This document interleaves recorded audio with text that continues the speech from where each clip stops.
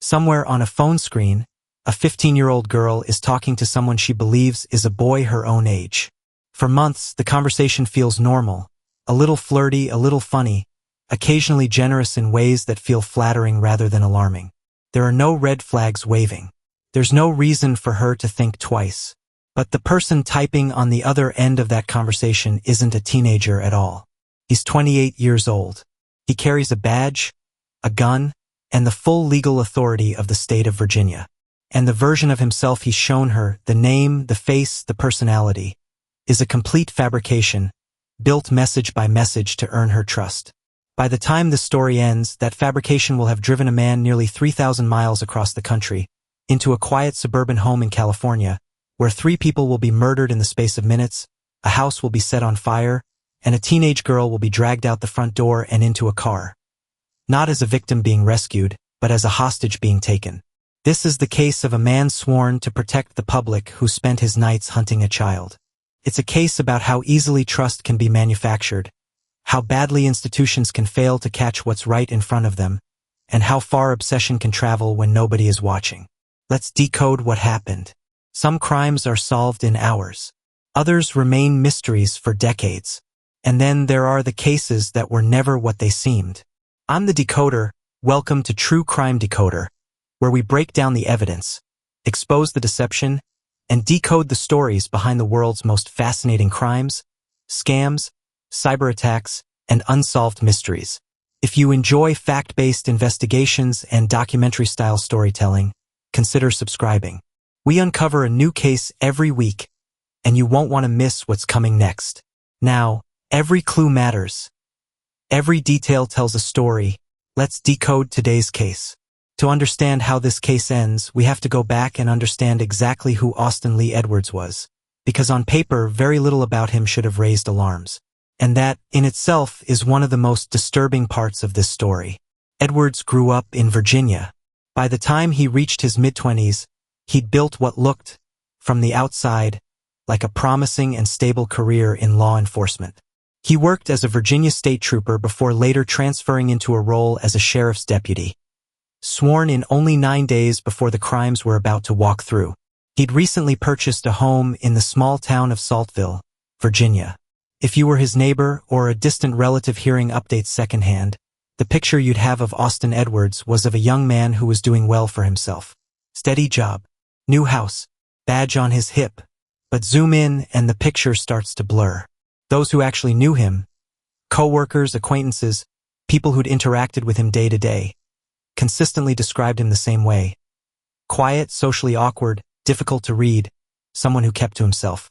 None of that on its own means anything. Plenty of quiet, reserved people are perfectly harmless. But it's worth remembering because we tend to build a mental image of what dangerous looks like, and it rarely looks like this. There's no trench coat, no dramatic music, just a guy who blacked out every window in his house and nobody thought much of it. Here's where the background gets genuinely alarming. In 2016, years before Edwards ever became a police officer, he was involved in a serious psychological crisis at his family's home. According to police reports from the time, he harmed himself with a knife after making threats toward his own father. The situation was serious enough that authorities intervened directly, detaining him under emergency mental health procedures and admitting him for psychiatric evaluation and treatment. As a direct result of that episode, a court legally revoked his right to possess firearms. Sit with that fact for a moment because it's the hinge this entire case turns on. A young man with a documented psychiatric detainment, a demonstrated history of self-harm and threats of violence, and a court order stripping him of his right to legally own a gun, went on to become a sworn law enforcement officer. Not once, but twice across 2 different agencies. Somewhere in the recruitment and vetting process, that history was either missed, buried, or simply not weighed heavily enough. His firearm rights were reportedly never formally restored. And yet he carried one anyway, with the full backing of the law. Every single day he wore a badge. That failure, institutional, procedural, whatever you want to call it, is the background noise running underneath everything that happens next. Because while Austin Edwards spent his days as a licensed, armed police officer, he spent his nights constructing an entirely different identity. Not just a fake name on a dating app or a burner social media account for privacy. A fully built, ongoing persona designed specifically to make him appear to be a teenage boy. Younger, safer looking, more relatable to the exact demographic he was targeting. It was through this fabricated identity that Edwards found and began speaking with a 15-year-old girl living more than 2,000 miles away, in Riverside, California, a quiet suburban city east of Los Angeles known for its family neighborhoods, its quiet streets, and absolutely nothing resembling what was about to happen there. The relationship, if we can even call it that, given everything we now know, began through Instagram. At first, from the girl's perspective, there was nothing unusual about it. Just messages back and forth with someone who seemed like any other teenager online. But behind that persona, Edwards was working methodically. Over the following months, he began sending her gifts. Not small, occasional gestures, a consistent stream of money, groceries, gift cards, DoorDash and Uber Eats deliveries, even birthday presents for her friends. On its face, this might look like generosity. It wasn't. This is a textbook grooming pattern. Building dependency, creating a sense of obligation, and slowly normalizing a level of closeness and trust that has no business existing between an adult stranger and a child. Every gift was a hook. As the months passed, the tone of the conversations shifted. What had started as light, harmless-seeming messages became more intense, more emotionally demanding, then more sexually invasive.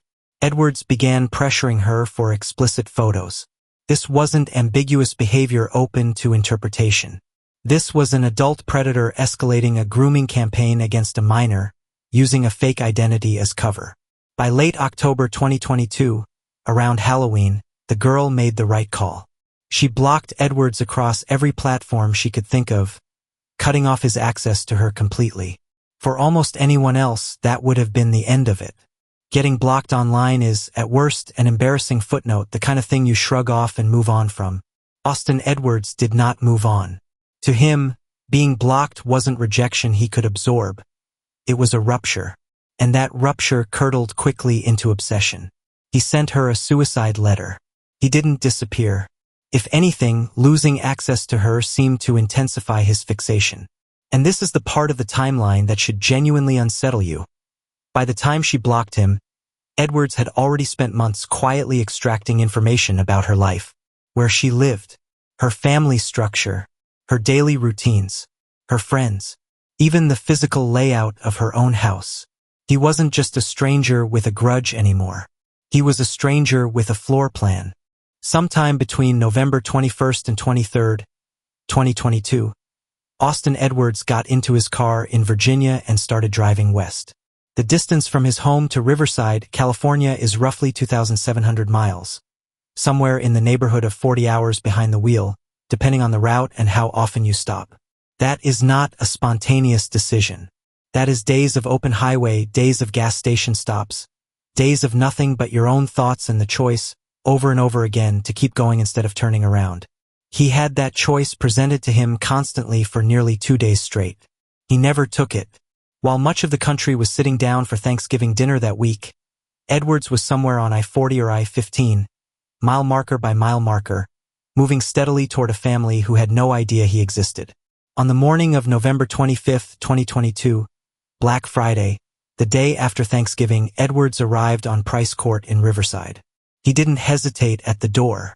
He knocked, and when it opened, he identified himself as a police officer, flashing his badge to establish immediate legitimacy.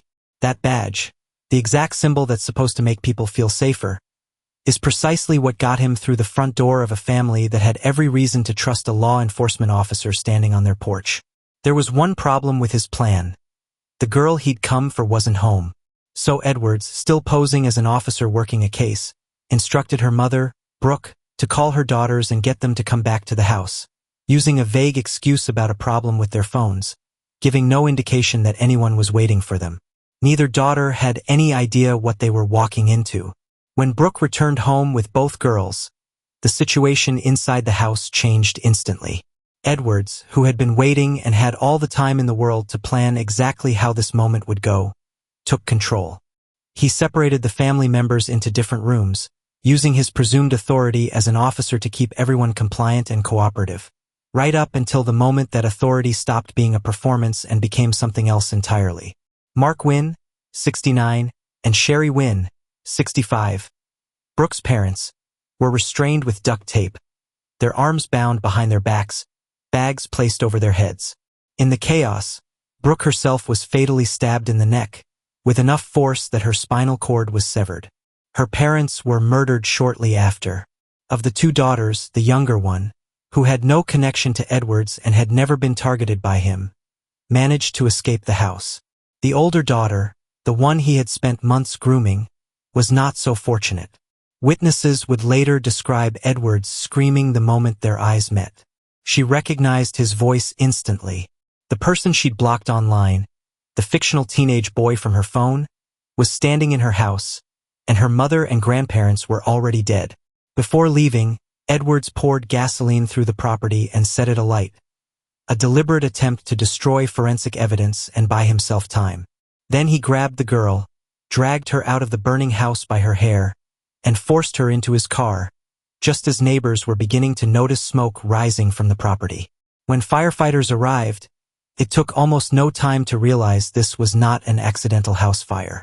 Inside, near the front entryway, they found the bodies of 3 family members, restrained and positioned in a way that made the nature of the crime immediately obvious. The fire hadn't caused the deaths.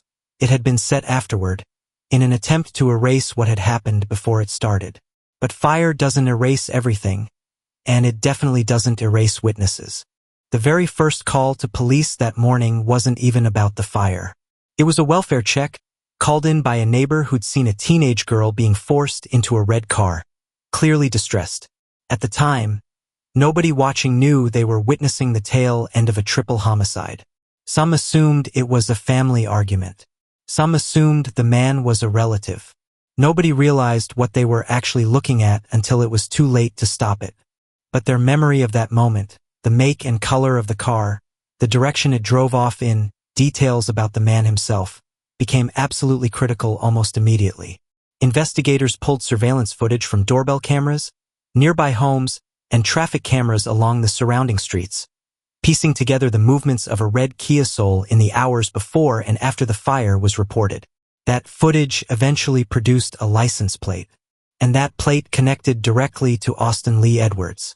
This is the moment the entire investigation shifted in tone. Edwards wasn't a random local suspect fleeing in a panic with no plan. He was a trained law enforcement officer, someone who understood exactly how investigations like this unfolded, how police coordinated pursuits, what evidence they'd be looking for, and how they'd try to predict his next move. The people hunting him were, in a very real sense, chasing someone who'd been trained by their own profession. As investigators dug into who Edwards actually was, his history started surfacing fast.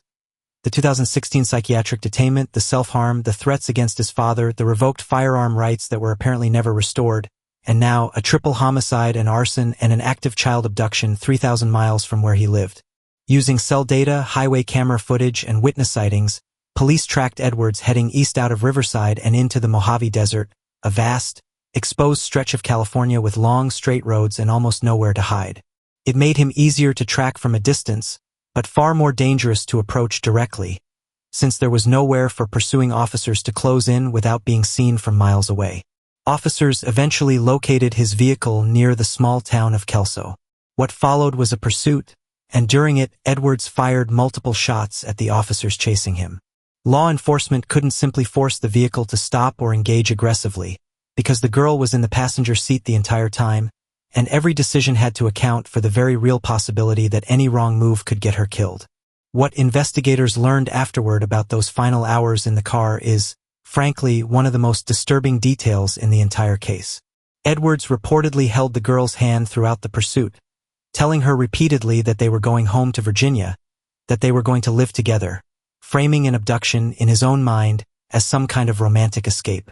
He instructed her that if they were caught, she needed to tell police the relationship had been consensual. The pursuit ended on a remote desert road just outside Kelso, with Edwards boxed in and out of options.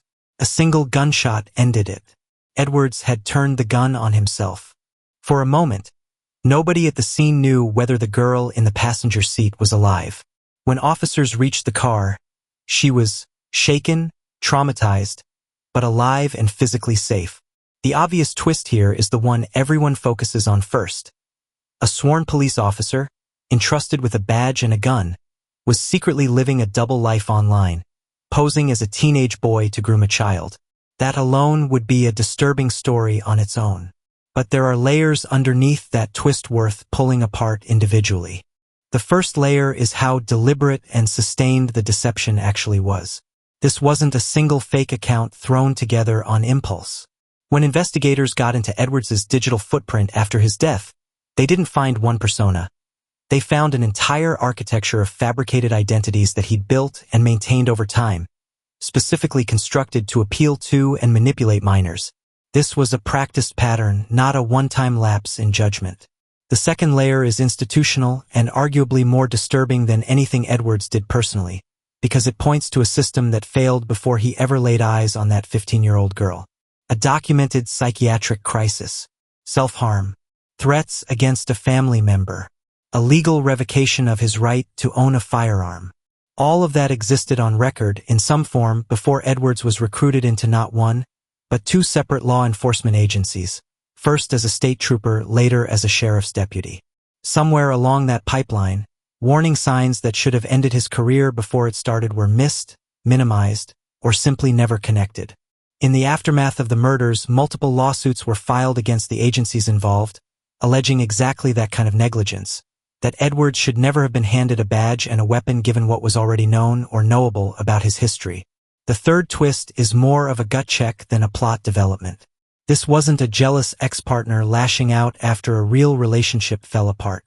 Edwards had no relationship with this girl beyond the fiction he built. He wasn't grieving something real. He was enraged at losing control over a manipulation that had, for a while, worked exactly the way he wanted it to.